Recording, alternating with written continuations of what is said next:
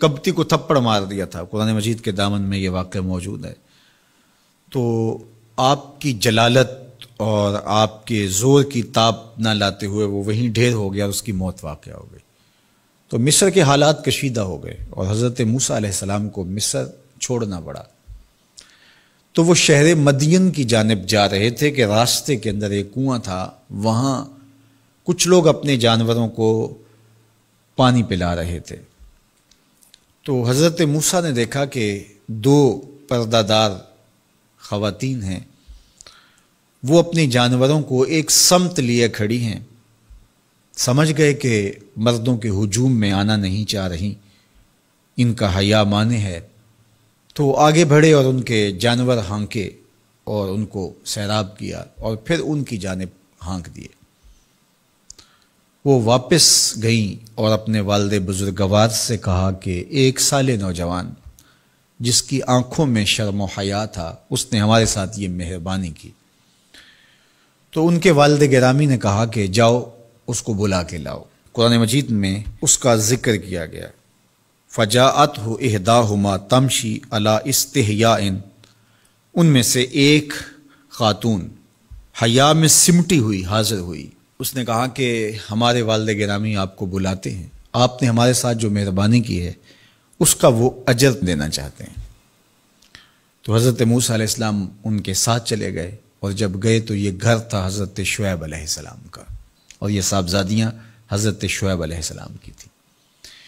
تو اس خاتون کا شرم و حیا کے ماحول میں حضرت موسیٰ علیہ السلام کو یہ کہنا اور چل کے اس انداز سے آنا، قرآن نے اس کی حکایت بیان کی ہے۔ تو خدا کو پسند ہے کوئی خاتون حیا کے ماحول میں آئے تو اللہ اس کی آمد کو اور اس کے آنے کو قرآن کا عنوان بنا دیتا ہے اور قرآن کی حکایت بنا دیتا ہے کہ جو خاتون حیا کے جوہر کی مالکہ ہو وہ اللہ کو کتنی اچھی لگتی ہے۔ اللہ اکبر۔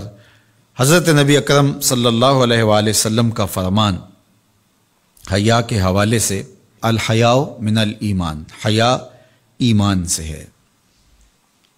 تو جتنے بھی ایماندار لوگ ہیں وہ پھر حیا کے جوہر سے مزین ہوں گے، مالا مال ہوں گے۔ آپ دیکھ لیجئے سب سے بڑے ایماندار تو میرے اور آپ کے آقا مولا ہیں، اور حضور کمواری لڑکی سے زیادہ حیادار تھے۔ باقی حضور کے اصحاب دیکھ لیجئے، ان کا حیا، اور حضور کی ازواج مطہرات کا حیا دیکھیے۔ ام المومنین حضرت عائشہ رضی اللہ تعالی عنہا فرماتی ہیں کہ حضور کا جب وصال ہوا اور حضور میرے حجرے میں دفن ہوئے تو میں جب حضور کی قبر انور پہ جاتی تو معمولی چادر اوڑھ کے چلی جاتی، اس خیال سے کہ میرے شوہر ہیں۔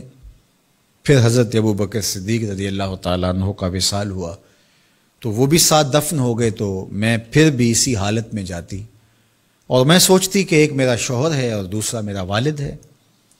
کہا پھر حضرت عمر رضی اللہ تعالیٰ عنہ کا انتقال ہوا اور وہ بھی ساتھ مدفون ہوئے۔ تو حضرت ام المومنین فرماتی ہیں کہ اب جب میں جاتی تو میرا جانے کا انداز مختلف تھا۔ فواللہ ما دخلت الا وانا مشدودۃ علی ثیابی حیاء من عمر، کہا اب جب بھی میں جاتی تو خوب اوڑھنی اوڑھ کے اور چادر لے کے جاتی، مجھے عمر سے حیا آتی۔ یہ ام المومنین کا انداز زندگی ہے۔ مخدرات اسلام کو اس سے سیکھنا چاہیے۔ جو قبر میں دفن ہیں ان سے بھی یہ حیا کریں، جو مومنوں کی ماں بھی لگتی ہیں۔ اور آج یہ دلائل دیے جائیں کہ پردہ تو جناب دل کا ہوتا ہے، چہرے کا پردہ تو نہیں ہے۔ باقی کسی کو اپنی آنکھ میں شرم پیدا کرنی چاہیے۔ عورت کو کیا ضرورت ہے کہ وہ اپنے آپ کو ڈھانپ کے رکھے؟ اب ام المومنین کا عمل یہ ہے کہ فرماتی ہیں کہ میں اپنے آپ کو خوب سمیٹ کے جاتی حیاء من عمر۔ عمر قبر میں ہیں لیکن ام المومنین فرماتی ہیں مجھے پھر بھی حیا آتی۔ اور حضرت سیدہ طیبہ طاہرہ حضرت فاطمہ تو زہرا رضی اللہ تعالی عنہا نے کہا کہ عورت کے لیے بہترین پردہ یہ ہے کہ اس کو کوئی غیر مرد نہ دیکھے اور وہ غیر مرد کو نہ دیکھے۔ تو جب یہ ہمارا دین ہمیں سکھاتا ہے اور حیا کا یہ سبق دیتا ہے۔ بڑوں سے حیا کرنے کی تلقین کی گئی، اللہ سے حیا کرنے کی، اس کے رسول سے حیا کرنے کی تلقین کی گئی۔ صحابہ فرماتے ہیں بعض اوقات ہم کچھ پوچھنا چاہتے ہوتے تھے اور حضور کے حیا کی وجہ سے ہم ایک عرصہ تک وہ بات نہیں پوچھ پاتے تھے۔